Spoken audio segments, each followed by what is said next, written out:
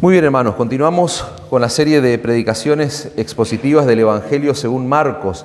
Estamos en el capítulo 6, vamos a ver el versículo 45 al 56, ya lo hemos leído, ya estamos enterados acerca de la porción que tenemos por delante. El título de este sermón se llama Jesucristo, el verdadero Hijo de Dios, y ese título tiene una razón de ser que se basa en el pasaje paralelo de nuestro texto, que se encuentra allí en Marcos. Nosotros vamos a ver hoy un acontecimiento sumamente glorioso. Venimos de gloria en gloria, como quien dice en el texto, porque la semana pasada vimos algo asombroso, estudiamos algo asombroso que se relata en los 4 evangelios vimos.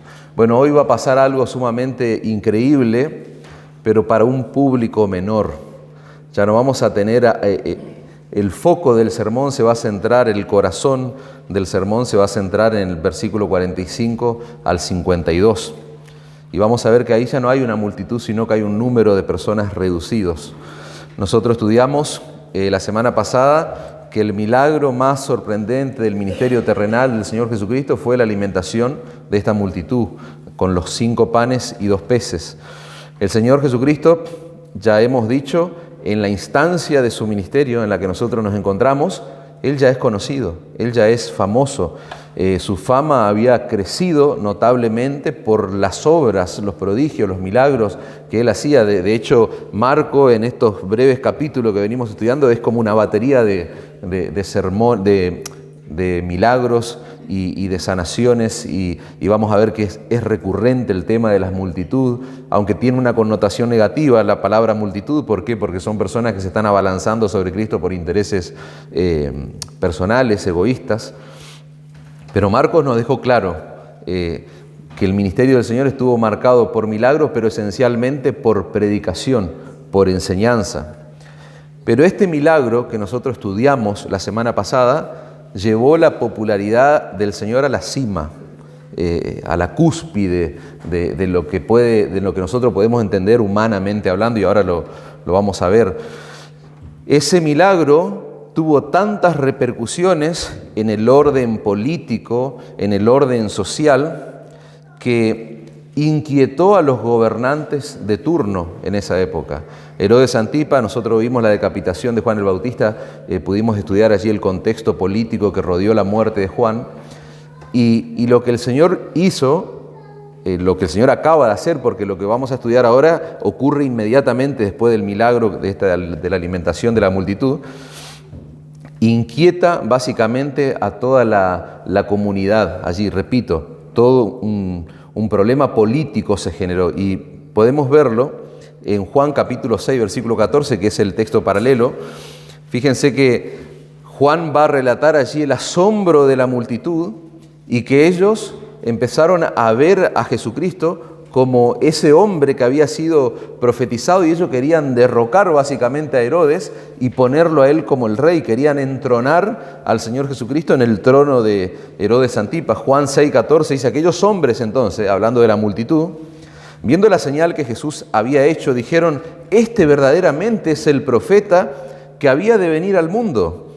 Pero entendiendo Jesús que iban a venir para apoderarse de él y hacerle rey, volvió a retirarse al monte solo.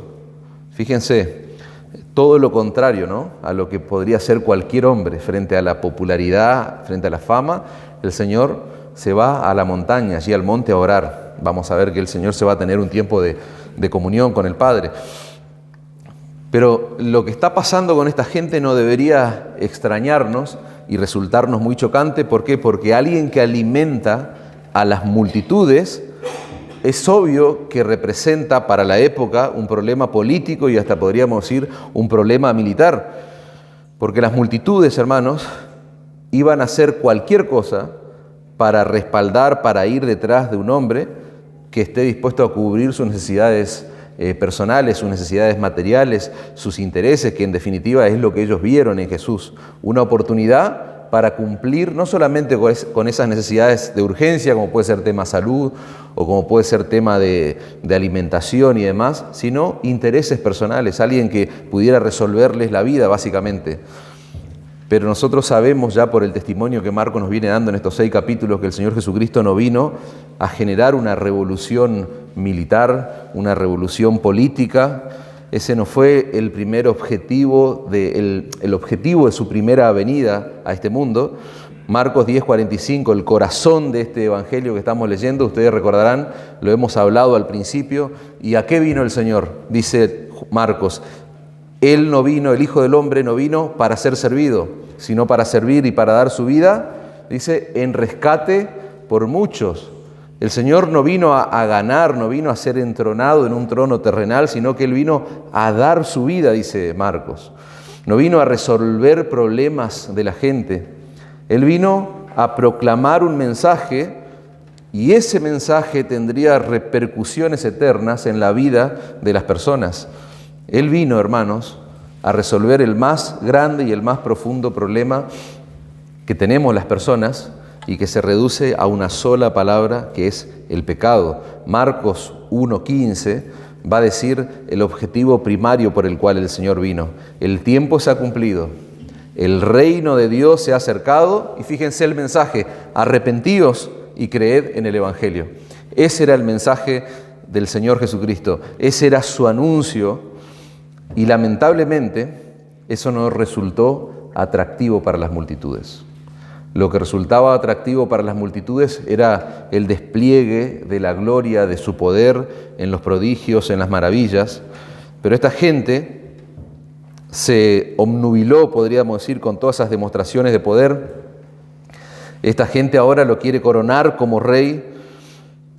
Pero esa gente, hermanos, lamentablemente es la que tiempo después, en poco tiempo, va a estar allí pidiendo su muerte. Es la gente que va a estar de querer ponerlo en el trono de Herodes, esa gente es la que va a gritar para que él vaya a la cruz.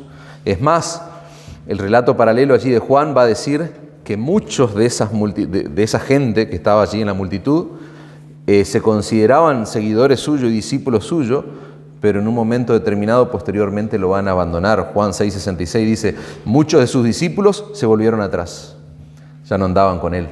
Cuando el Señor parece levantar el estándar de aquellos que lo tenían que seguir, muchos se volvieron, lo abandonaron y posteriormente son los que van a gritar allí, van a pedir a gritos que se libere a Barrabás y que se crucifique al Señor Jesús. Y lo que nosotros vamos a estudiar ahora ocurre, como les dije, inmediatamente. No pasó mucho tiempo, no pasaron días, no. Termina la alimentación de esta multitud con los 5 panes y 2 peces y ocurre lo que nosotros vamos a estudiar allí en nuestro texto. Nosotros vamos a ver ahora, aunque el texto no lo menciona de esa forma, pero podemos leer entre líneas, implícitamente en la narrativa que hace Marcos, vamos a ver una serie de prodigios, de maravillas, que van a experimentar ya no una multitud, sino los apóstoles, ese grupo reducido de hombres que eran los discípulos cercanos del Señor Jesucristo. Ya lejos del bullicio de la gente, nosotros vamos a ver en el texto que Él va a tener un tiempo a solas con el Padre, luego va a ser un despliegue asombroso de ciertos atributos que van a evidenciar sus apóstoles, estos hombres que fueron comisionados por Él, y finalmente, una vez más, porque parece ser recurrente el tema de multitud en Marcos, una vez más vamos a ver que el Señor va a mostrar compasión por la gente que va apareciendo allí a su paso a medida que Él va llevando adelante sus ministerios. El énfasis del sermón, nosotros vamos a ver en el pasaje que Marcos enfatiza atributos del Señor Jesucristo que deben movilizarnos a nosotros, al estudiar este texto, a confiar, como dijimos al principio, plenamente en nuestro Salvador. Confiar plenamente en nuestro Salvador aún por encima de cualquier circunstancia, por encima de cualquier situación, por más difícil que sea. Repito, ¿cuál es el énfasis? Nosotros debemos confiar pura y exclusivamente en nuestro Señor y Salvador Jesucristo por encima de cualquier circunstancia difícil que tengamos que atravesar. Suena lindo, parece fácil decirlo, pero es difícil vivirlo. Pero hoy el Señor debe confrontarnos para llevarnos a entender la importancia, hermanos, de confiar en Él. Esa es la lección que el Señor le va a dar a sus apóstoles, hombres que al leer el texto vos te vas a identificar con ellos, o debieras hacerlo. No debieras sentirte mejor que ellos. Nosotros tenemos una mirada crítica por momentos cuando estudiamos el texto, cuando miramos a estos hombres que no entendían muchas cosas, etcétera, etcétera. Pero ellos no son muy diferentes a nosotros. Porque nosotros te podemos decir, tenemos el diario del lunes, como quien dice, pero eso no nos hace mejor, porque en ocasiones somos iguales, hasta podríamos decir peores a veces, que estos hombres que no tienen un nivel de madurez todavía como el que nosotros vamos a ver en el libro de Hechos. Estos hombres están allí, hay cosas que ellos no entienden. Ellos en mucho se parecen a esa multitud que está abandonando al Señor, que posteriormente lo va a abandonar, lo va a rechazar. Todavía no llega a la instancia donde se ve la diferencia entre ellos y la multitud, porque ellos van a ser confrontados como la multitud. Y le van a decir, ¿quieren alguno de ustedes irse? ¿A quién iremos? ¿A quién vamos a ir, Señor, si solo tú tienes palabra de vida? Y ahí se marca como un punto de inflexión entre ellos y la multitud. Pero hasta ahora, vamos a ver, y no les digo nada extraño, el texto mismo lo dice, que ellos tenían un corazón endurecido todavía. Y vos decís, ¿cómo puede ser? Puede ser, hermanos. Estamos en una instancia del ministerio, en una etapa temprana del ministerio apostólico, donde ellos tenían mucho que aprender todavía. Y nosotros vamos a ver que el Señor ahora les va a dar una lección a sus apóstoles, que tiene que ver con la confianza que ellos debían tener exclusivamente en Él. Y 2000 años después, hermanos, fíjense qué hermoso, nosotros vamos a ser instruidos a la luz de este texto en esa misma lección. Ese es el punto de la predicación expositiva. No que vengamos acá a alegorizar, sino que vengamos a leer el texto, que haya una explicación y que lo apliquemos a la vida. Entonces ese es el trabajo que vos tenés que hacer cuando nos enfrentamos a la palabra de Dios. Andá aplicando el texto. Tal vez el predicador no va a dar todas las aplicaciones pertinentes, pero vos podés aplicarlo a tu vida, a la situación que estás viviendo, a tu contexto, a tu realidad. Yo quiero que ustedes pongan, ya hemos leído el texto en el tiempo de oración, ahora yo quiero poner la atención de ustedes en una orden. Hay un mandato que el Señor le está dando allí a estos hombres. Y ese mandato te va a resultar contradictorio según el contexto que se está viviendo.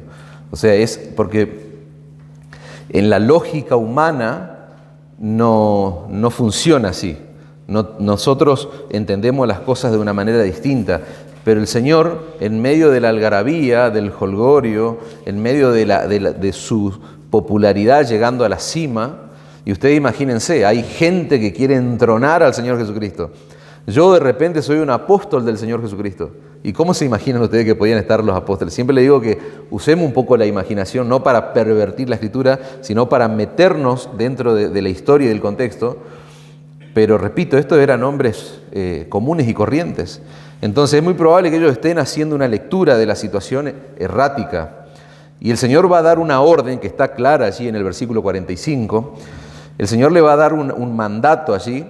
Y fíjense cómo en su sabiduría el Señor ya comienza a desarrollar un plan estratégico, que eso es lo que nosotros vamos a ver en el texto.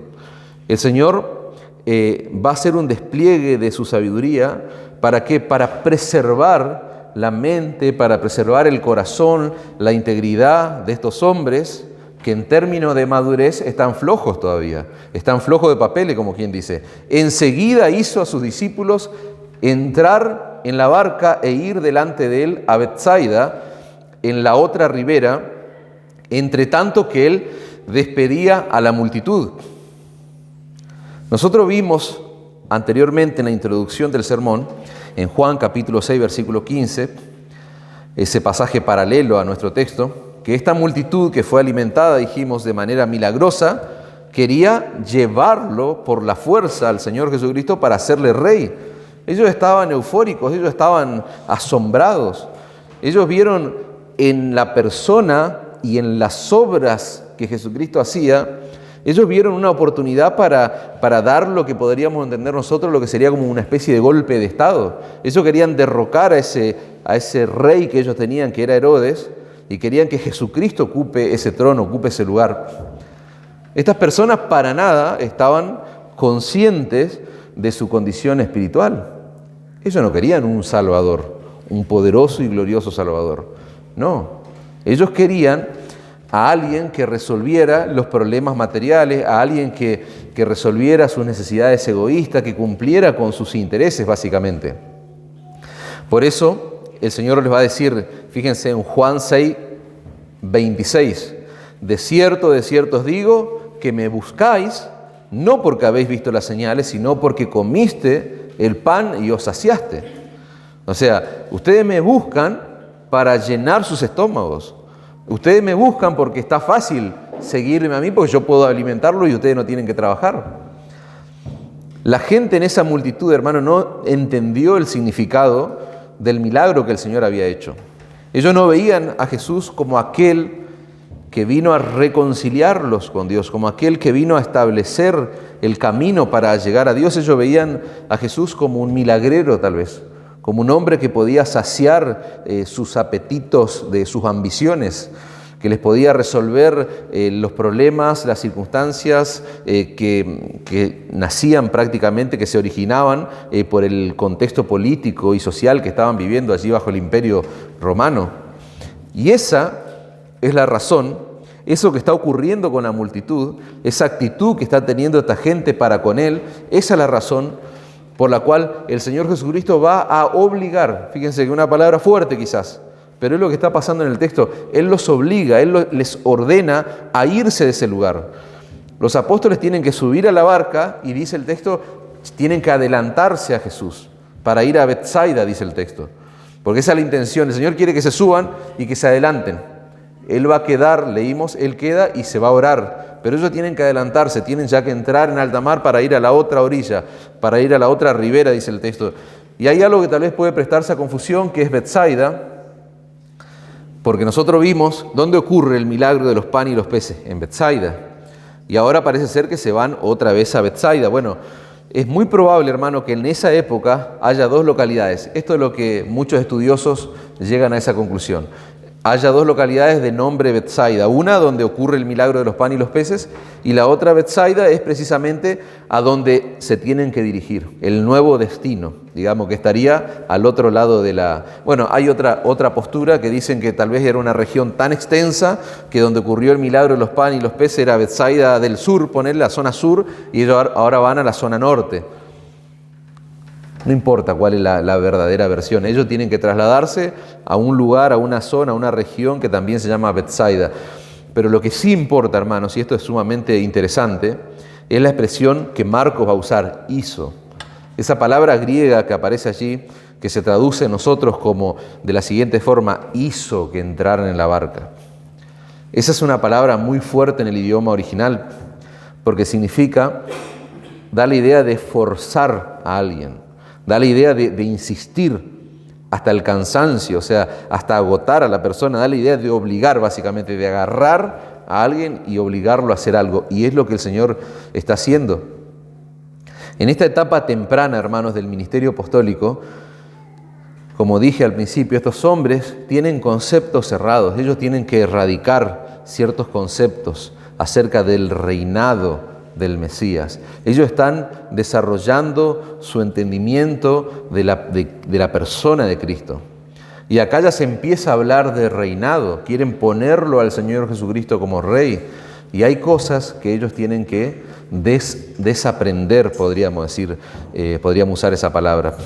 Nosotros vamos a ver más adelante, en el relato de los Evangelios, que la noche antes de la crucifixión, fíjense, estos hombres se van a poner a discutir para ver quién tendría el cargo más alto, el cargo más importante en el gobierno que el Señor iba a ejercer cuando Él sea proclamado como Rey. ¿Ustedes se acuerdan de ese escenario? Que el Señor tiene que explicarle y decirle quién es, que en su reino las cosas funcionan al revés, el reino del revés, como bien dice. No es el más grande. El más grande, ¿quién es? Es el que sirve, no el que tiene muchos que le sirvan. Y ellos estaban peleando ahí, discutiendo por una escala jerárquica en el gobierno, en el reinado del Señor. Él tiene que corregir muchas cosas. Entonces, ¿qué quiero decir con esto? Hay una razón de ser en esa obligación, en eso que ellos entren en la barca. Si nosotros miramos Hechos capítulo 1, versículo 6, esto es asombroso. ¿Por qué? Porque uno podría decir, bueno, eso es en la etapa previa a la crucifixión, y listo. No, pero aún después del Señor resucitado, ellos siguen con estos errores, podríamos decir. Entonces, dice Hechos 1:6, los que se habían reunido le preguntaron diciendo: Señor, ¿restaurarás el reino a Israel en este tiempo? ¿Te das cuenta que hay conceptos de reino que no se condicen con el reino que verdaderamente el Señor vino a establecer a este mundo? Y acá tenemos a toda una multitud que está hablando de un rey, está hablando de un nuevo reinado. Nosotros, como les dije, podemos ser muy críticos con los apóstoles, pero esto no pretende ser una crítica a la condición de estos hombres en esta etapa temprana de su ministerio apostólico. Yo quiero que ustedes se imaginen junto conmigo, hermano, el impacto que pudo haber significado para la mente de ellos ver lo que vieron de Jesús, oír lo que oyeron de Él. Principalmente lo que vieron, porque eso nos impacta sobremanera, ¿no es cierto? Una imagen parece que vale más que 1000 palabras. Sin duda que la mente de ellos estaba impactada. Ellos acababan de presenciar el milagro más asombroso, una multitud enorme de personas siendo alimentadas. Y ellos estaban frente a ese gentío, a esa multitud, ¿no es cierto?, que quería entronar a Jesús como el rey de Israel. Ellos eran sus apóstoles, nada más y nada menos. O sea que en la mente de estos hombres, y probablemente en tu mente, si estabas ahí en este lugar, hubieses pensado que este era el momento de gloria. Este era el momento. Había llegado, después tal vez de algunos rechazos que sufrieron en algunas localidades, etcétera. Ahora toda la multitud los quiere colocar como rey a su maestro y ellos están detrás de él. Sin embargo, miren la sabiduría del Señor Jesucristo. Fíjense cómo Él les va a dar esa orden de irse, Él los va a forzar para que se fueran inmediatamente a ese lugar. ¿Para qué? Para que no se intoxiquen con la multitud. Porque lo que está haciendo esa multitud es serio. Lo que está haciendo esa multitud tiene, podríamos decir, hasta un motivo diabólico. Y no quiero exagerar, pero quiero explicarle por qué llego a la conclusión a esa conclusión dura quizás. Dice el verso 46 que hasta el mismo Señor Jesucristo se fue de ese lugar. ¿Para qué? Para tener comunión con el Padre. Y ese tiempo de comunión no es porque no tenía otra cosa que hacer. No, hay una razón de ser. Lo que está ocurriendo allí hasta turbó al Señor. Él se va a orar y es muy probablemente que Él se va a orar por sus discípulos, porque más adelante Marco va a decir, ellos no entendían porque tenían el corazón duro. Pero el Señor en su sabiduría infinita, les dije al principio, Él está desarrollando un plan estratégico para que esta multitud no afecte a sus discípulos. Toda esa movilización, fíjense Marcos 6:46, y después que los hubo despedido, hay una separación entre Él y sus discípulos, eso quiero dejar claro también, se fue solo al monte a orar, los discípulos embarcados allí en alta mar. Ahora, toda esa movilización para hacerlo rey no tenía nada que ver con el reino que Él vino a establecer. Porque nosotros lo leímos recién en Marcos capítulo 1, versículo 15, de qué se trataba su reino.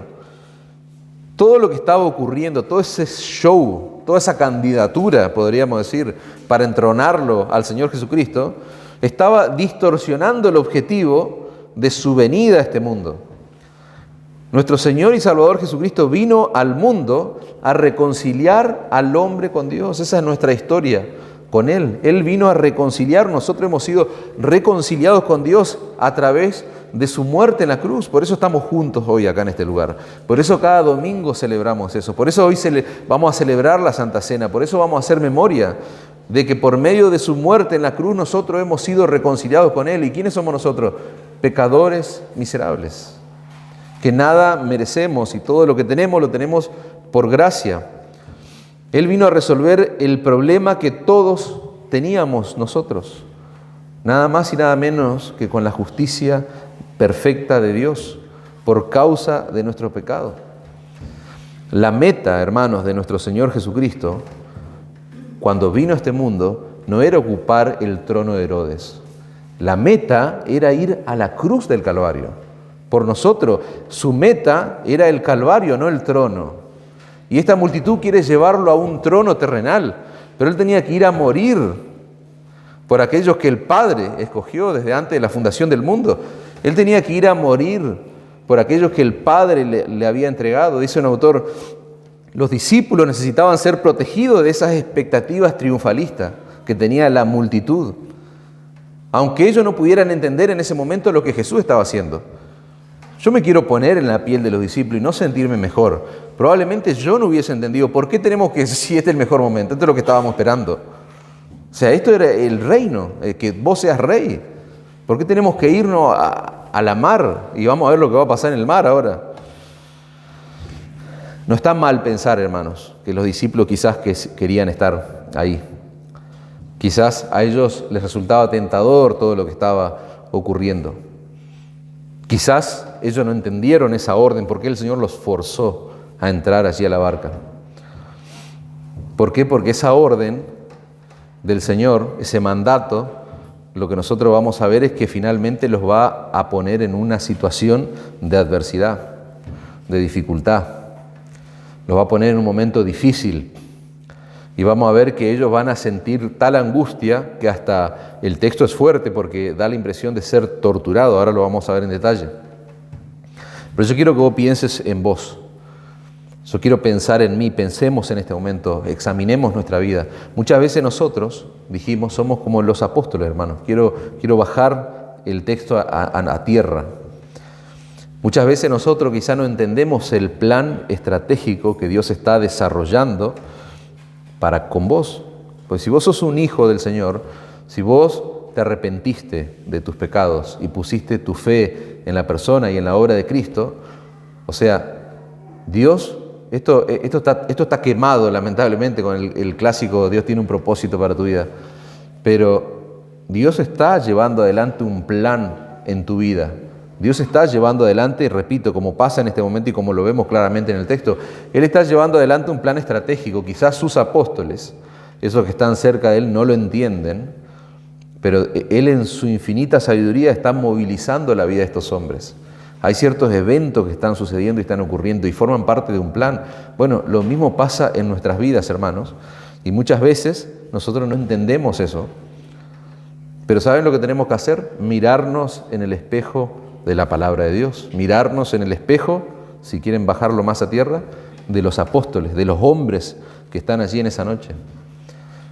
Pablo va a decirle a los colosenses que en Cristo están escondidos todos los tesoros de la sabiduría y del conocimiento. Entonces, la pregunta es, ¿vos en quién tenés que confiar pura y exclusivamente? Acordate del énfasis del sermón. En Cristo. Y la realidad es que vos te vas a ver tentado a confiar ¿en quién? En vos mismo. Nosotros tenemos un corazón que tiene la tendencia a confiar en nuestras fuerzas, en nuestras capacidades, en nuestro plan. Y cuando de repente eso entra en jaque o las cosas no suceden tal vez como nosotros pensamos, ahí nos desanimamos. Pero la realidad es que nuestra confianza debe estar puesta absolutamente, 100% en nuestro glorioso Señor y Salvador Jesucristo, aún por encima de la adversidad, por más difícil que sea la situación. Él sabe cosas que vos no sabés. Él conoce cosas que vos no conocés. Él ve más allá de lo que nosotros podemos ver. ¿Se acuerdan las ovejas? Hablábamos el otro día. No pueden ver más de 2 metros. Las ovejas tienen ciertas connotaciones que no son virtudes necesariamente. Bueno, nosotros somos comparados con las ovejas. El Señor sabe lo que está haciendo, hermanos. Repito, el Señor sabe lo que está haciendo en la vida de cada uno de sus hijos. A veces nosotros no sabemos ni dónde estamos parados y queremos arreglar la vida de otros. Fíjate qué raro que somos. Pero el Señor sabe lo que está haciendo en la vida de cada uno de sus hijos, aunque vos no lo entiendas, aunque tal vez vos no puedas comprender la serie de eventos que están sucediendo a tu alrededor, el Señor sabe, el Señor está allí, controlando cada uno de los eventos. Hay veces que los dramas y los conflictos y la adversidad vienen a nuestra vida, ¿por qué? Por terquedad, por pecados. Pero el texto que hoy estamos estudiando nos está mostrando que no siempre es así. No siempre el problema viene por un pecado. A veces el problema, la adversidad y la dificultad viene precisamente orquestado por ese Dios que es soberano y que controla todas las cosas. Ese Dios que está desarrollando un plan estratégico para la vida de sus hijos. Es lo que aprendemos. Si no, mirad los discípulos, ¿qué hicieron? No, Señor, queremos ser populares, queremos seguir acá, queremos llegar al poder político. No, se subieron a la barca, obedecieron a su Señor y ahora van a entrar en un terrible drama. ¿Me entendés lo que te quiero decir? A veces los problemas forman parte del plan del Señor. Y bueno, y mi tarea hoy es mostrarte por qué eso funciona así. Repito, hermano, perdón que sea insistente, debemos confiar, dijimos, exclusivamente en nuestro Señor y Salvador Jesucristo por encima de cualquier circunstancia. Esa es la proposición del mensaje. Los apóstoles van a pasar ahora del jolgorio a la desesperación. Hay una conjunción de palabras muy raras allí, situaciones que se nombran que a mí me hace temblar, hermano, pero de miedo, porque ellos se van a ver solos en el medio del mar. Fíjense que nosotros llegamos al verso 47, dijimos, el Señor Jesucristo está en el monte allí orando, los despide a estos hombres, y al venir la noche, dice el verso 47, la barca estaba en el medio del mar y él solo en tierra. Yo tiemblo, hermano, no sé si vos temblás y te pasa lo mismo. Fíjate las cosas que se nombran allí en ese texto, cosas que a mí no me gustan, que no me gustan mucho, no me resultan familiares. Punto número 1, noche, mar y Jesús lejos. ¿Qué pensás vos si yo te nombrara estar en el medio de la noche o estar en el medio de la noche y encima en el medio del mar? Y el Señor lejos. Interesante escenario, ¿no? El que está planteando Marco. Fíjense que el Evangelio de Juan, el texto paralelo, va a agregar un detalle de que los discípulos habían remado entre 25 y 30 estadios, dice. Un estadio abarca la distancia de 180 metros, o sea que los discípulos estaban remando alrededor de 5 kilómetros. Podríamos hacer un cálculo así rápido. Aproximadamente 5 kilómetros ellos remando, y ahora vamos a ver que pasó mucho tiempo, porque pasaron más de 8 horas desde el momento en que ellos suben hasta que llegan. Yo no quisiera invertir tiempo en eso, pero el texto nos va a dar, allí va a hablar de cuarta vigilia y demás, y hay una forma de contabilizar los periodos de tiempo, los espacios en el día, una forma judía, pero la cuarta vigilia tiene que ver con entre las 3 y las 6 de la mañana, y ustedes acuérdense que la semana pasada nosotros vimos que el Señor estuvo, que antes de hacer todo el milagro de alimentar a la multitud, ¿qué estuvo haciendo Él? Enseñándole muchas cosas. Y cuando estaba oscureciendo, ocurre ya el milagro, deja de enseñar y ocurre la alimentación. ¿Se acuerdan que los discípulos querían despedir a la gente y Él dice, no, vamos a darle comer a esta gente? O sea que al atardecer ocurre el milagro. Inmediatamente de eso, la multitud lo quiere catapultar a la cima, al trono, y el Señor lo saca. O sea que podríamos decir que a partir de las 8 de la noche ellos entran en alta mar, si tuviéramos que definir ahí un horario. Pero ahora la cuarta vigilia, que es lo que dice el texto de la noche, estamos hablando entre las 3 y las 6 de la mañana, o sea que alrededor de 8 horas remando. ¿Y cuánto tiempo recorrieron ellos? Una distancia de no más de 5 kilómetros, entre 5 kilómetros, 5 kilómetros y medio más o menos de la orilla. Verso 48, y viéndoles remar, fíjense, repito, permítanme volver a 47, al venir la noche, dijimos, la barca estaba en el medio del mar y él solo en tierra. Verso 48, y viéndoles remar con gran fatiga, porque el viento les era contrario, cerca de la cuarta vigilia de la noche vino a ellos andando sobre el mar y quería adelantárseles, dice el texto.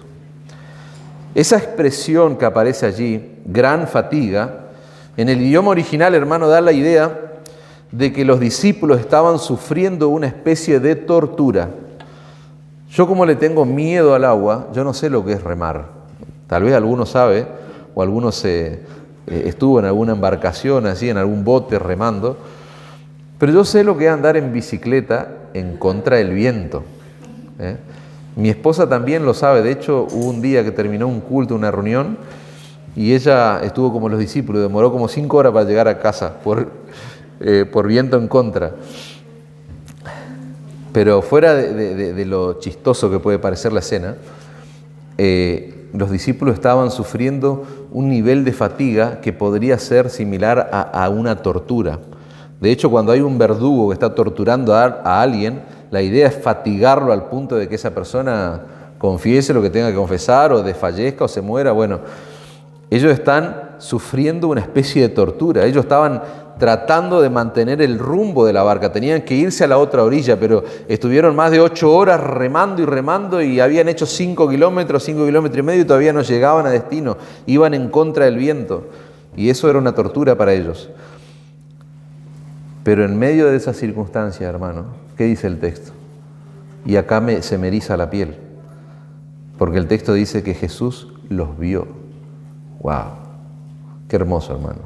O sea, en medio de la adversidad, dice Marcos, Jesús los vio. Miren lo interesante.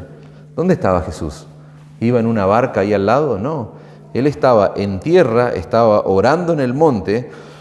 Era de noche, la barca había recorrido más de 5 kilómetros, dijimos.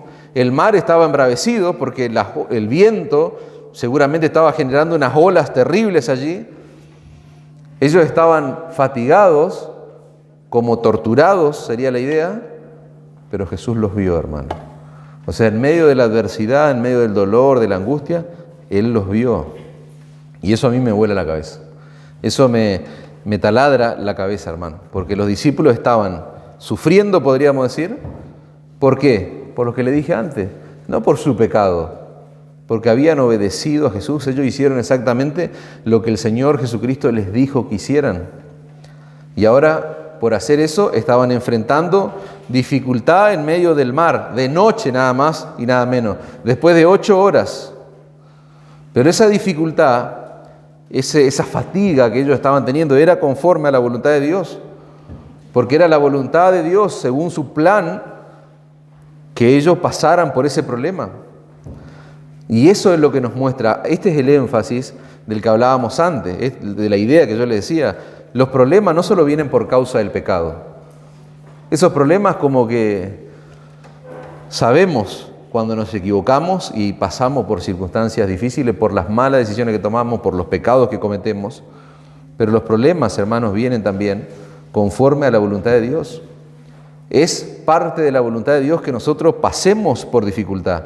Dice un autor, hay una sola forma de hacer crecer tu fe, y es confiando en el Señor cuando no parece haber razón alguna para confiar en Él. Y ese es el fuerte del sermón de hoy. O sea, nosotros tenemos que confiar en el Señor cuando parece que no hay razones para confiar en Él.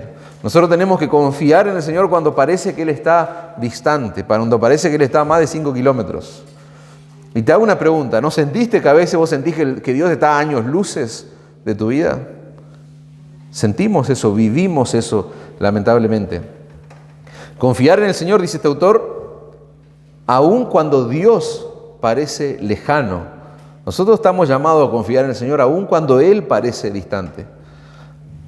Me gusta lo frágiles que somos, porque a veces sentimos la presencia de Dios en nuestra vida, obrando. A veces yo hablo con algunos de ustedes y bueno, y el Señor obra en medio nuestro y nos gloriamos en eso y nos encanta eso. Y a veces hablo con algunos y ustedes me dicen que el Señor está y que sienten que el Señor obra en sus vidas. Y la pregunta de esta noche es, ¿y qué pasa cuando no sientas? Porque ¿sabes qué? Lo loco de todo esto es que Él nunca prometió que nosotros vamos a sentir su presencia, digamos. Él lo que prometió es que Él va a estar con nosotros. Nosotros podemos estar seguros de que en medio del dolor, Él vio, así como vio a su discípulo, Él nos ve a nosotros. Él vio, hermano. Ese es un milagro que le dije. Vamos a ver prodigio y maravilla que no están desarrollados como tal, pero vos no podés dejar de ver eso. ¿Cómo puede ser que Él vea si está en el monte, los discípulos están en medio del mar, de noche, las olas? Es claro que Jesús no es cualquier hombre. Jesús es completamente hombre, pero completamente Dios. Y eso es tremendo, hermanos. Los discípulos estaban haciendo exactamente, dijimos, lo que el Señor les mandó hacer. Ellos estaban en el lugar donde tenían que estar. ¿Por qué? Porque Él los mandó a hacer eso que hicieron y ahora se metieron en problemas, supuestamente por obedecer una orden del Señor. Pero repito, Jesús los vio, hermanos. ¿Qué importa estar en medio de una tormenta? ¿Qué importa estar en medio del sufrimiento? Si vos tenés la certeza de que estás bajo la mirada de ese Salvador perfecto y glorioso que nos es Cristo, hermano. Jesús estaba orando por ellos, probablemente estaba orando, y dijimos esa actitud de salir de la multitud e ir a tener comunión con el Padre no está para decorar la historia. El Señor estaba orando, probablemente estaba orando por sus apóstoles, y Él los vio, dice nuestro pasaje. Dijimos, eso es un milagro porque ellos estaban lejos. Lo último, hermano, que los discípulos seguramente se imaginaron esa noche en medio del mar, era que el Señor los estaba mirando desde el monte. Y eso nos pasa a nosotros. Estamos sufriendo y tal vez lo último que nos imaginamos es que el Señor nos está mirando, de que sus ojos están reposando sobre nosotros. Hermano, hay un detalle importante que yo quiero que veas, porque si no suena como muy idílico esto, como muy romántico. Y yo no quiero terminar con la dulzura y con el romanticismo, pero hay un detalle, porque el texto no dice que Él vio la barca, el texto no dice que Él vio a los discípulos, qué bueno, no. Lo que dice el texto es que Jesús estaba mirando el rostro fatigado de sus discípulos, hermano. La fatiga de los discípulos por remar en contra del viento. Y ahí está lo que yo quiero que veas. El Señor está mirando la fatiga, el sufrimiento que están teniendo ellos.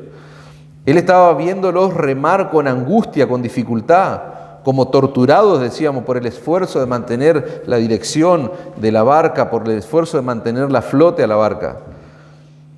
Y yo te quiero hacer una pregunta. ¿Vos ahora estás remando en contra del viento? ¿Estás pasando por alguna dificultad, por alguna adversidad? Si es así, yo quiero que vos mires tu vida a la luz de este pasaje. Porque el Señor está viendo tu esfuerzo, no está viéndote a vos renegar y gozándose, no, Él está viendo la fatiga, Él está viendo el esfuerzo que vos estás haciendo. Jesús está mirándote. Y ahora vamos a ver que eso debería darnos tranquilidad, porque es lo que el Señor le va a transmitir ahora. Una aplicación, hermano, el Señor conoce nuestra aflicción. Él puede ver nuestro corazón fatigado, angustiado, no solo porque Él es omnisciente, sino porque Él ama a sus hijos. Él ha prometido cuidar de los suyos. Tu dolor, tu angustia, tu fatiga no es ajeno a Dios. Dice Isaías 41:10, no temas. ¿Por qué no debemos temer? Porque el Señor está con nosotros. No temas porque yo estoy contigo, no desmayes porque yo soy tu Dios que te esfuerzo. Siempre te ayudaré, siempre te sustentaré con la diestra de mi justicia. Salmo 34:15, los ojos de Jehová están sobre los justos y atentos sus oídos al clamor de ellos.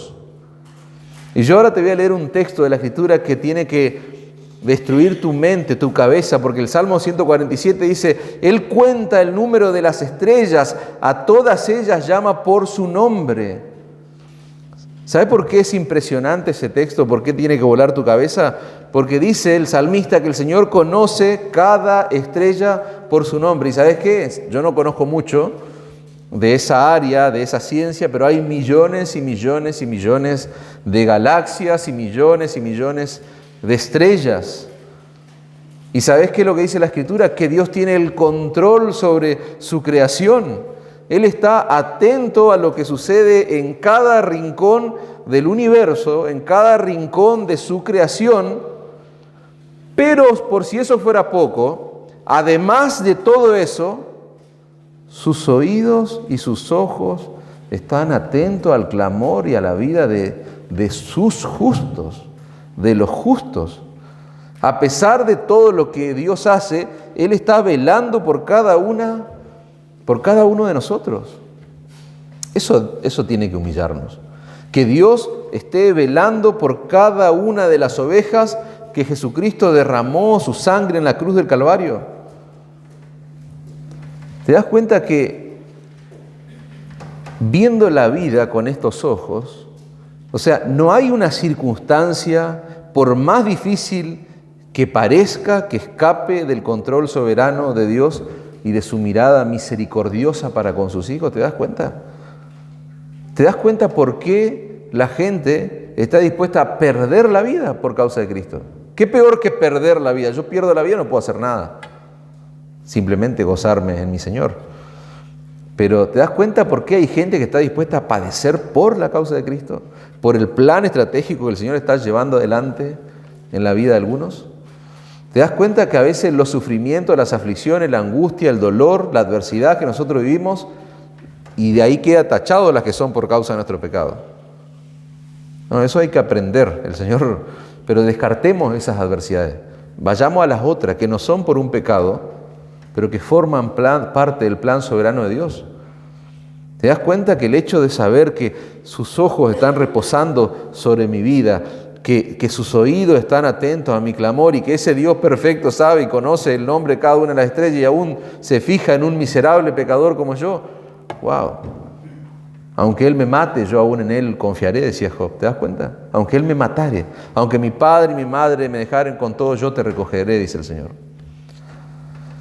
Mire lo que hizo Jesús, hermano, cuando ve a sus discípulos. El Evangelio en acción, hermano, en el verso 48. El Evangelio en su máxima expresión, hermano. Y viéndoles remar con gran fatiga, porque el viento les era contrario, cerca de la cuarta vigilia de la noche vino a ellos andando sobre el mar y quería adelantárseles. El Evangelio en acción, hermanos. El Señor yendo al rescate de los suyos. Y eso es lo que hoy celebramos, que el Señor vino a nuestro rescate. ¿Qué sería de nuestra vida, hermanos, si Él no hubiese venido a nuestro rescate, viéndonos remar allí con fatiga, viéndonos remar en esta vida, en el viento en contra? Les dije que esa cuarta vigilia indica el horario entre las 3 y las 6 de la mañana. Después de 8 horas el Señor va a socorrer a sus apóstoles. Si nosotros tomamos en cuenta lo que les dije antes, el tiempo en el que termina el milagro de los panes y los peces, que Él salen inmediatamente, suben a la barca, hasta ahora que el Señor va, transcurrieron alrededor de 8 horas. O sea que se entiende por qué estaban pero tan fatigados estos hombres. ¿Qué es lo que dejó el Señor? ¿Qué es lo que dejó o permitió que ocurriera? Que estos hombres llegaran al límite, porque la fatiga que están teniendo ya están exhaustos, ellos están al límite de sus capacidades y no pueden avanzar más. Ellos están al límite de su capacidad y no pueden seguir más adelante, no pueden llegar a destino. Están siendo torturados, dijimos, porque sus capacidades no le dan más. Y acá hay una aclaración importante, hermanos. No es por crueldad que el Señor se toma ese tiempo para recorrerlo, porque Él es un Dios cruel que quiere que ellos se fatiguen y se cansen y estén destruidos, básicamente, torturados. No, hermano. Lo que el Señor está haciendo, acuérdense, dijimos, es darle una lección a estos hombres que tienen que crecer todavía y tener un conocimiento más cabal de su Salvador. El Señor lo que está haciendo en este momento al ir a socorrer a sus apóstoles es librarlos de la confianza que probablemente ellos tenían de sí mismos. No era la primera vez que ellos se encontraban en alta mar, no. Ellos estaban allí remando y hicieron un buen trabajo porque hasta ahora no se había caído la barca, las olas, el mar estaba embravecido. Ellos estaban haciendo un trabajo bien, correcto, bueno según sus conocimientos en alta mar. Pero el Señor ahora los va a librar de la confianza. ¿Por qué? Porque la confianza, dijimos en el énfasis, debe estar puesta pura y exclusivamente en Él. Y lamentablemente vos y yo tenemos la tendencia, dijimos, a confiar en nosotros mismos, en nuestras propias capacidades, en nuestros propios recursos, en nuestra propia sabiduría. Pero el Señor tiene que librarnos, tiene que sacarnos de ese lugar. ¿Cuál es ese lugar? Es el lugar donde nosotros nos creemos autosuficientes. ¿Por qué? Porque Él tiene que hacernos dependientes de Él. Nosotros cuando llegamos al Evangelio, se destruye la autosuficiencia. No existen los superhombres o la supermujer, no. El Señor tiene que librarnos de nosotros mismos. Eso es el Evangelio. Él va a nuestro rescate, a librarnos de nosotros mismos. Debemos vaciarnos de nosotros mismos y llenarnos todo, absolutamente todo, de Cristo. Esa es la razón, hermanos, por la que el Señor no quiso quitarle el aguijón al apóstol Pablo. Y siempre lo ponemos de ejemplo, porque es el ejemplo por excelencia. Él no quiere quitarle ese aguijón, no quiere sanarlo como el apóstol Pablo le pedía. ¿Por qué? Porque lo quería mantener en debilidad. ¿Para qué? ¿Para que Pablo precisamente se mantuviera amparado en qué? ¿En su propia fuerza? No, en el poder de Dios, 2 Corintios 12. Y en 2 Corintios capítulo 1, Pablo reconoce, escuchen esto hermanos, reconoce la necesidad de dejar de confiar en sí mismo y abandonarse en Dios.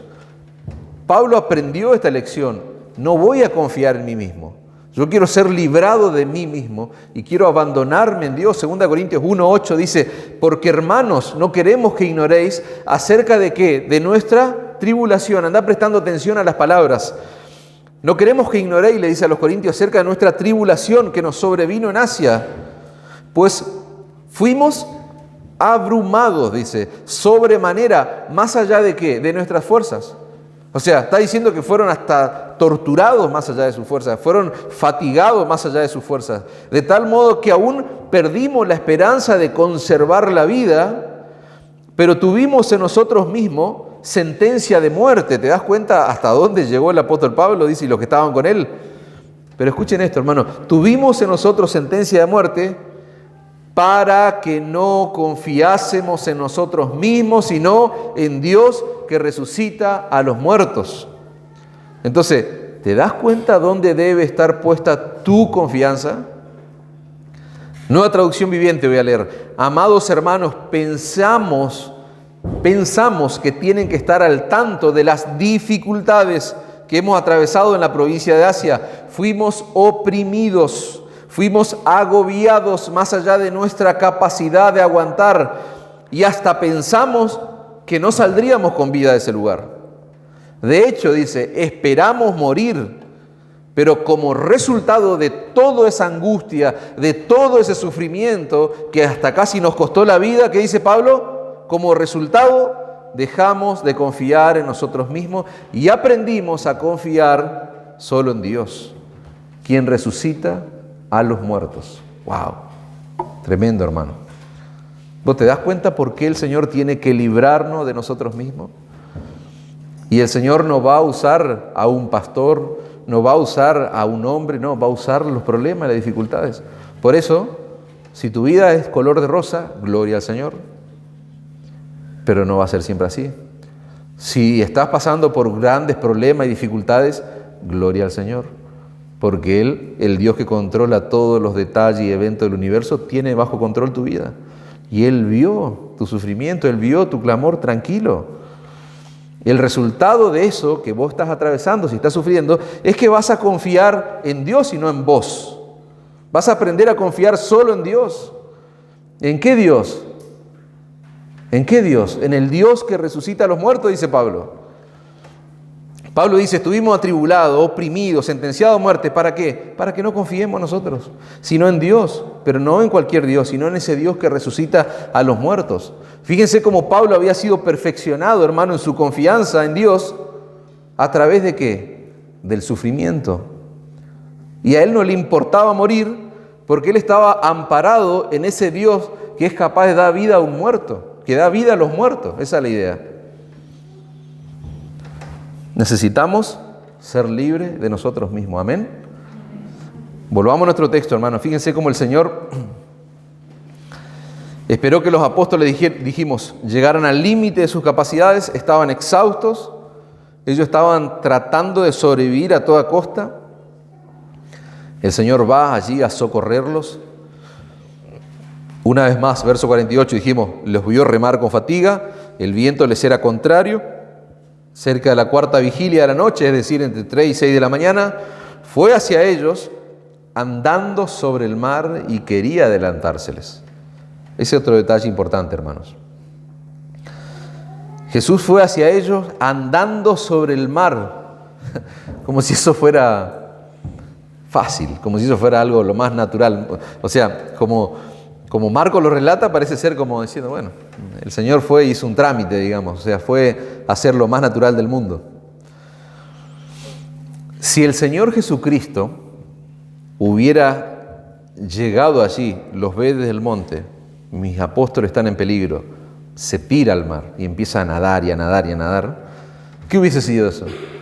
Y hubiese llegado allí a la barca, hubiese sido una hazaña importante, ¿no? Humanamente hablando, hubiese sido algo sorprendente desde el punto de vista humano.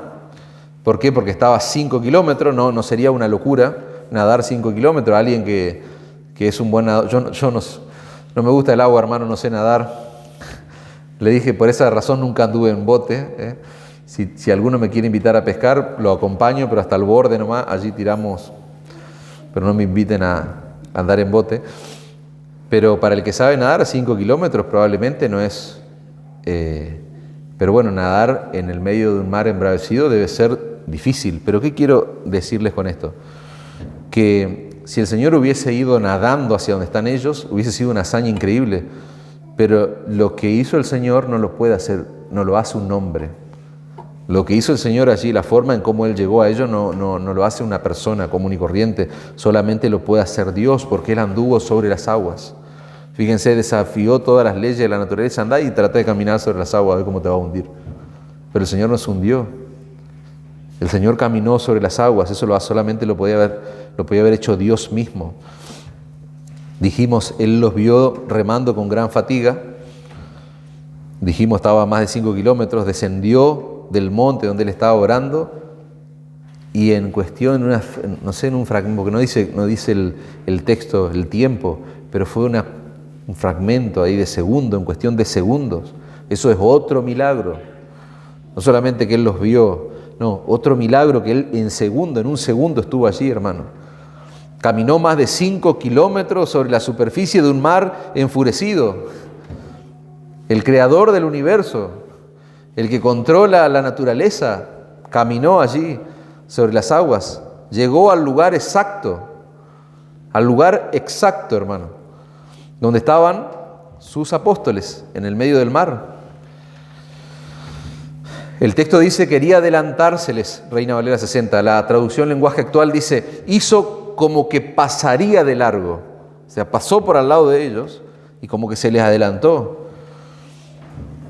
¿Qué es lo que quería el Señor? Que ellos vieran con claridad, que ellos vieran de manera perfecta y clara lo que Él estaba haciendo. Pero el texto dice que lo que sucede es que los discípulos sí lo ven, pero comienzan a temblar, comienzan a tener miedo, se angustian, están allí asustados. Y otra lección más, el Señor va a fortalecer la fe de estos hombres.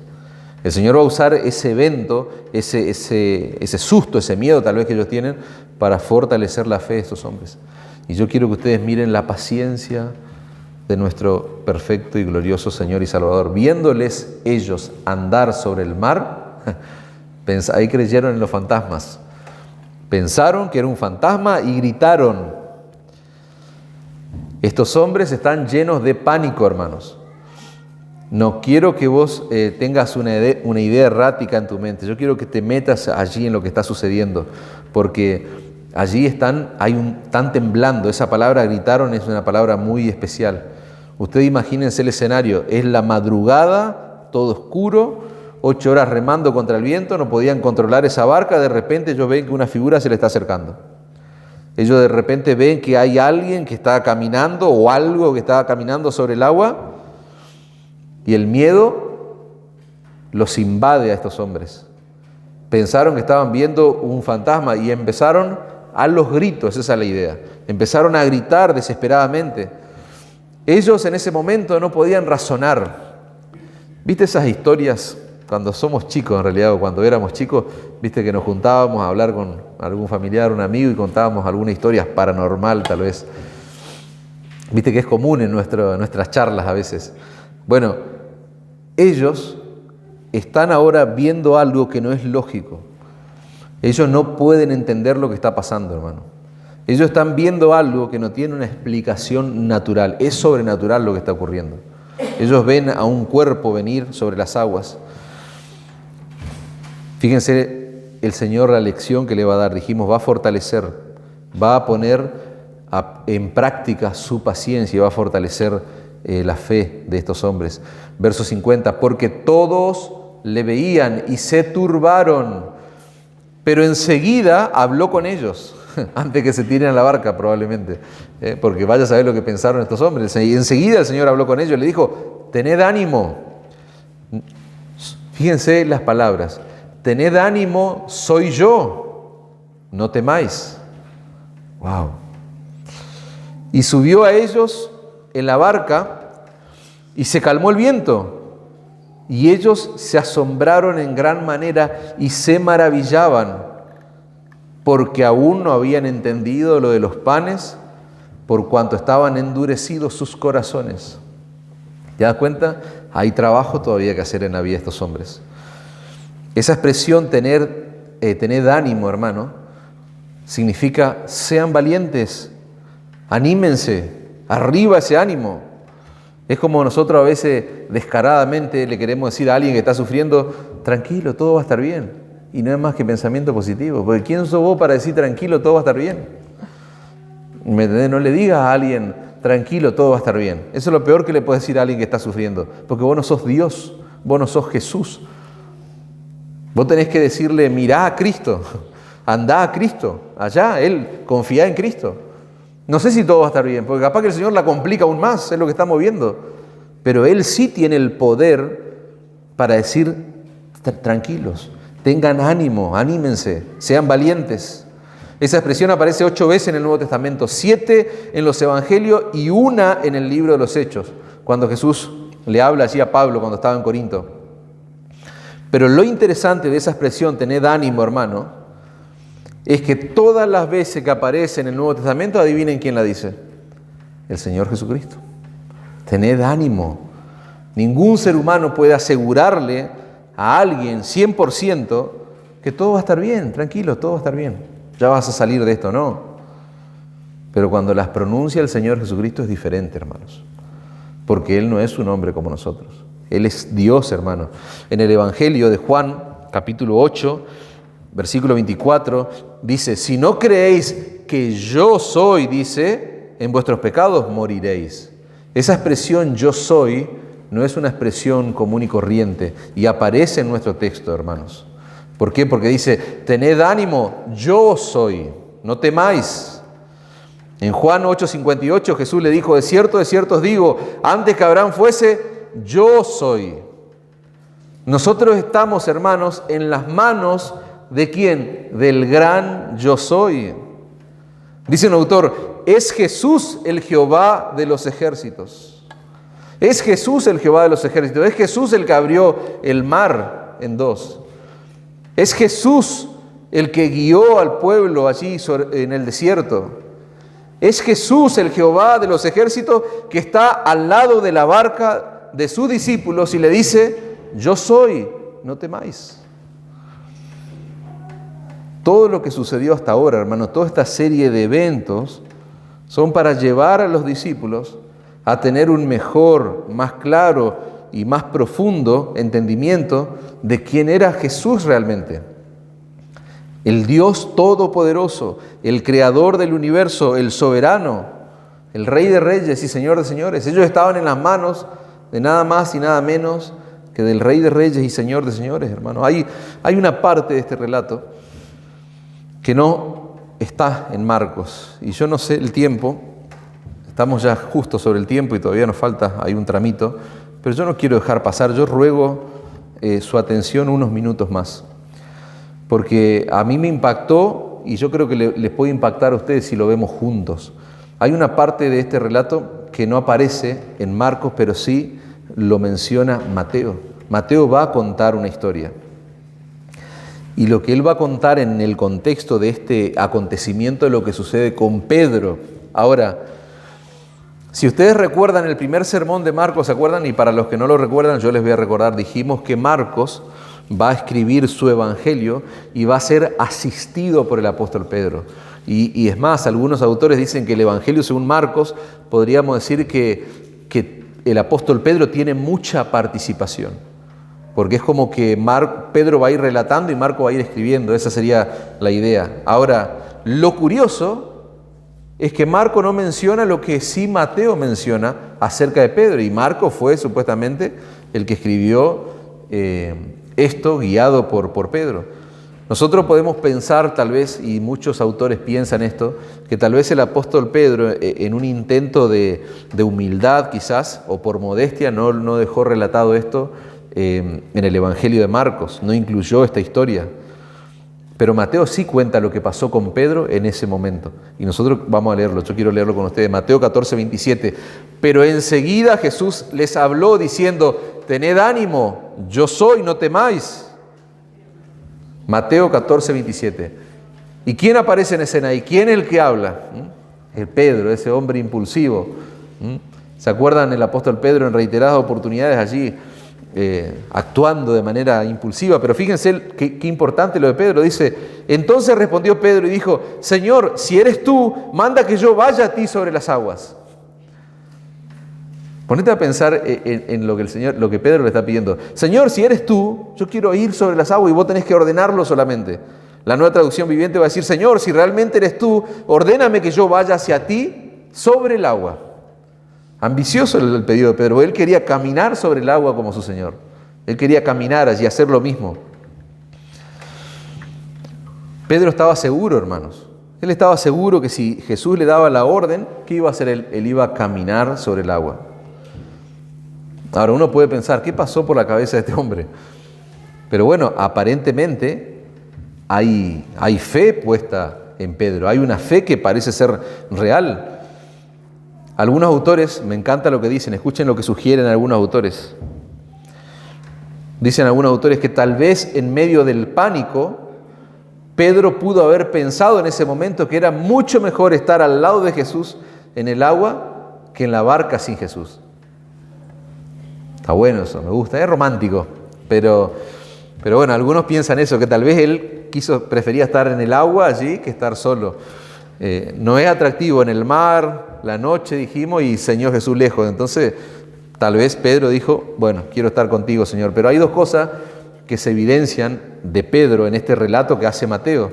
La fe de Pedro era una fe falsa, floja. No, él dice: si vos me ordenas, yo voy a caminar, yo voy a poder hacerlo, pero depende de la orden tuya. O sea, parece que hay una fe real. Pero por lo que sigue diciendo Mateo, nosotros vamos a ver que también hubo una duda que es real también. Hubo incertidumbre, hubo falta tal vez bueno, es una mezcla rara. No quiero decir falta de confianza porque estamos hablando de que hay fe real, pero duda al mismo tiempo. Ahora, antes de leer Mateo 14, 29, ¿no te pasa que vos y yo somos como Pedro a veces? Que tenemos, parece, una fe real, pero en paralelo o en simultáneo parece que hay dudas también. Mateo 14, 29, sí. Fíjense la respuesta del Señor. Sí, ven, dijo Jesús. Entonces Pedro, estoy leyendo Nueva Traducción Viviente, entonces Pedro se bajó por el costado de la barca, caminó sobre el agua hacia Jesús. ¿Ocurrió o no ocurrió? Sí, ocurrió. Pero cuando vio el fuerte viento y las olas, se aterrorizó. ¿Y qué pasó? Comenzó a hundirse, hermanos. ¡Sálvame, Señor!, gritó. De inmediato Jesús extendió la mano y lo agarró. ¿Tienes poca fe?, le dijo Jesús. ¿Por qué dudaste de mí? Y es triste eso. Es triste ese diálogo. Fíjense que muchos autores dicen que se cumplió lo que dice el Salmo 94, 18. Cuando yo decía: mi pie resbala, tu misericordia, oh Jehová, me sustenta. Dice la traducción lenguaje actual de ese salmo: te llamé al sentir que me caía y tú con mucho amor me sostuviste. La Nueva Traducción Viviente dice: clamé, me resbalo, pero tu amor inagotable, oh Señor, me sostuvo.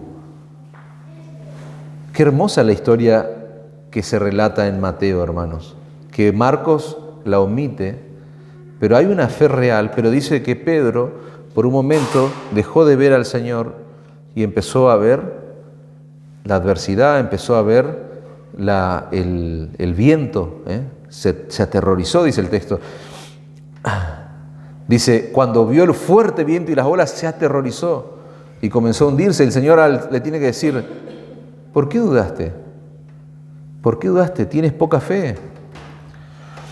Pedro tenía fe en el Señor Jesucristo, porque si no, como dijimos antes, no habría salido de la barca, hermano. Pero ¿qué es lo que hizo Pedro? Quitó los ojos de Jesús y los puso en la fuerza del viento y comenzó a dudar. Perdió la vista, perdió su mirada, dejó de estar puesta en Cristo y comenzó a hundirse. Eso es una tremenda lección para nosotros hoy, hermanos, en medio de la circunstancia, en medio del mar embravecido. Hasta ese momento los discípulos habían visto hacer a Jesús, hermanos, un montón de milagros, y ya lo estudiamos en los primeros 6 capítulos de Marcos. El día anterior, dijimos, alimentó a una multitud, a más de 20.000, 25.000 personas, con 5 panes y 2 peces. Pero había muchas cosas que ellos todavía no entendían del Señor Jesús.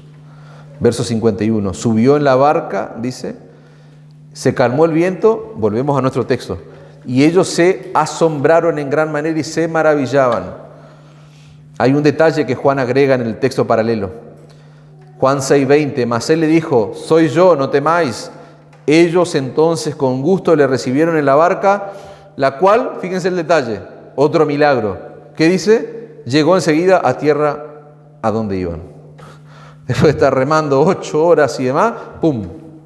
Primero el Señor va a socorrerlo, en breves segundos llega allí, y ahora otro detalle más. Enseguida llegan a destino. No solamente se calmó el viento, sino que la barca llegó inmediatamente a la orilla, cuando en realidad faltaban un largo tramo todavía para llegar a destino. Marcos dice que estaban asombrados. Estar fuera de sí es la idea. Los discípulos estaban fuera de sí, la mente de ellos estaba siendo saturada con el poder y las maravillas que hacía Cristo. Ellos no podían entender, hermano, qué clase de hombre era Jesús. El corazón de ellos no había llegado a una madurez, a un entendimiento pleno. ¿Cómo puede ser que un hombre pueda caminar sobre las aguas? ¿Cómo puede ser que un hombre como nuestro Maestro pueda calmar el viento, que pueda mover una barca que está lejos de la costa y en segundo esté allí? ¿Cómo puede ser que Jesús llegue de estar en tierra, en el monte orando, llegue en cuestión de segundo caminando sobre el mar a donde estaban ellos?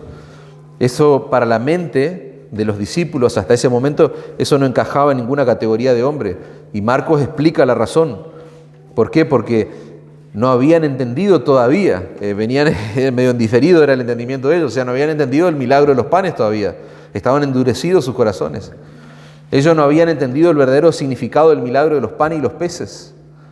Por eso es que no entendían nada de lo que estaba ocurriendo allí, no eran capaces de poder ver la verdadera naturaleza de nuestro Señor y Salvador Jesucristo. Por eso estaban sorprendidos, eran lentos para aprender, porque tenían un corazón duro todavía. Pero eran discípulos del Señor, nada más y nada menos. Tenían un corazón duro y eran discípulos del Señor, nada más y nada menos. ¿Y saben lo que me llama la atención, hermanos? Que Jesús no los desecha por la falta de entendimiento. O sea, ellos no entendían, pero no fueron desechados por el Señor. Y yo no quiero que vos pierdas de vista lo que hablamos al principio. Acá no hay una multitud, acá hay 12 hombres que están presenciando todo este despliegue de poder, de la gracia, de la misericordia, de la paciencia del Señor. El Señor no los desecha. El Señor sabía que ellos no habían entendido aún lo de los panes y los peces. Pero en vez de desecharlos, Él siguió tratando con cada uno de ellos para llevarlos a la madurez, hasta cumpliéndole, podríamos decir, ese pedido inmaduro de Pedro, de caminar sobre las aguas. Y a mí me encanta, hermanos, pensar cuando yo me enfrento con este texto, que con esa misma paciencia, con ese mismo amor, con esa misma compasión, el Señor sigue tratando con cada uno de nosotros, hoy, aquí, ahora. Porque Él es muy paciente, hermanos. Él es muy paciente. Repito, me llama la atención que Él no los desechara por la falta de entendimiento. Y eso es fuerte, porque nosotros Parece que no entienden lo que yo entiendo, no entienden lo mismo que entendemos nosotros y desechamos, pero el Señor no es así. Y a mí me emociona pensar que esa misma paciencia es la que Él pone día tras día conmigo, hermanos. Esa es la misma paciencia que Él pone día tras día con vos. Y yo te quiero preguntar algo. ¿Hace cuánto que vos no le agradeces al Señor por la paciencia que Él te tiene? ¿Cuándo fue la última vez que oraste y le dijiste, Señor, gracias por tanta paciencia para un hombre, para una mujer como yo? Porque nosotros muchas veces reaccionamos como los discípulos, hermano, tenemos un corazón duro muchas veces. Sabemos muchas cosas sobre Jesús. Estos hombres experimentaron todos los milagros que hizo, vieron, estaba fresco todavía el milagro más sorprendente. Sabemos muchas cosas nosotros sobre la palabra de Dios, pero nuestro problema o sufrimiento a veces está por encima de todo lo que sabemos. Somos muy buenos, muchos teólogos, pero cuando sufrimos, cuando estamos en aflicción, en adversidad, el Señor no desechó a estos hombres, hermanos, por las dudas pecaminosas que ellos tuvieron, sino que continuó trabajando en ellos pacientemente para llevarlos hacia la madurez. Continuó trabajando en ellos pacientemente para llevarlos hacia la madurez. El Señor continúa trabajando en vos y en mí. ¿Para qué? Para llevarnos hacia la madurez, hacia ser como Cristo en su carácter, estando persuadido de esto: el que comenzó la buena obra en vosotros la va a perfeccionar hasta el día de Jesucristo. Esa es la obra que Dios está haciendo en nosotros, hermano. Dios no es como vos y como yo. Él no deja las cosas por la mitad. Él no deja los trabajos incompletos. Él sigue moldeándonos pacientemente hasta que lleguemos a su presencia, hermanos. ¿Cómo? Transformados, dice, conforme a la imagen de su precioso Hijo, Cristo Jesús. ¿Por qué? Porque ¿para qué te crees que Él nos salvó? Él no nos salvó para que tengamos una vida, el confort de la luz. ¿Se acuerdan lo que decíamos tiempo atrás? El confort de la luz. No.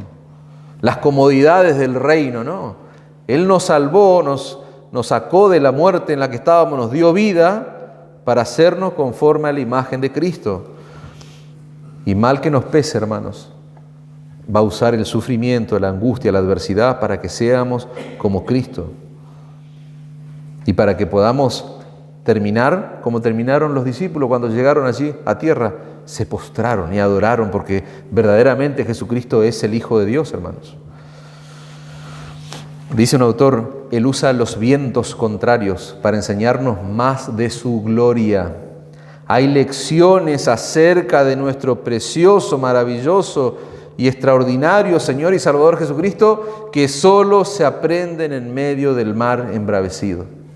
Es así, no hay otras hay lecciones que solamente las vamos a aprender ahí. Si los discípulos no estaban en ese lugar, si los discípulos no estaban teniendo ¿cómo diría? No me sale la palabra, pero ese adiestramiento privado allí, esa formación, ese discipulado, esas lecciones que ellos estaban recibiendo, si no estaban en ese lugar, iba a haber cosas que ellos no iban a aprender de su Señor y Salvador.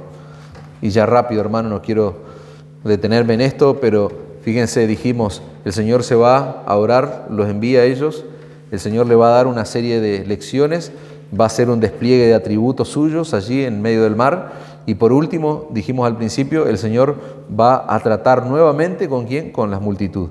Terminada la travesía, vinieron a la tierra de Genesaret y arribaron a la orilla. Y saliendo ellos de la barca, enseguida la gente le conoció.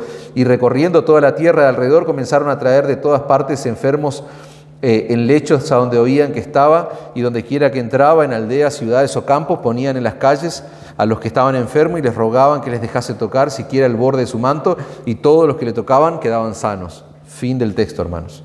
Otra vez más, el Señor mostrando compasión a una multitud desesperada, una multitud que está en aflicción, gente, como decíamos la semana pasada, que están como ovejas sin pastor. Él sabía que esta gente lo estaba buscando por razones equivocadas, pero sin embargo, dice Marcos, Él los fue sanando, Él fue cubriendo sus necesidades, su compasión latente a cada paso de su ministerio, hermanos.